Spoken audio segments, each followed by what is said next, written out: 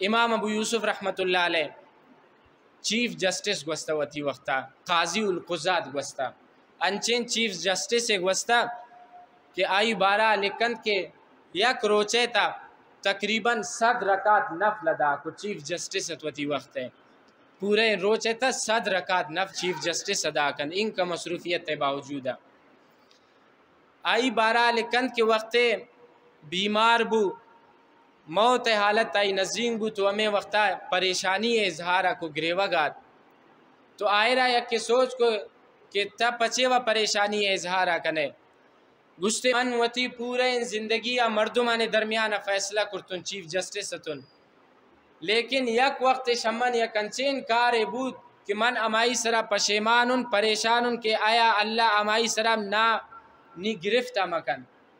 तो सोच कुर्तन थे कि आकार चें कि तशाई वजह परेशान है। तो इमाम अबू यूसुफ रहमतुल्लाह अलैह की चीफ जस्टिस इन फरमायनी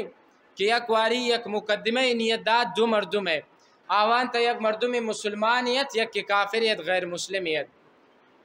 तो आ वक्त नियत दा आतंद हमें चिम्मान आवान निंदारे न गए वक्ताद मन मुसलमान जवाने जागे नादेन तुन काफिरा शाही कमतर जागे नादेन तुन गैर मुस्लिमा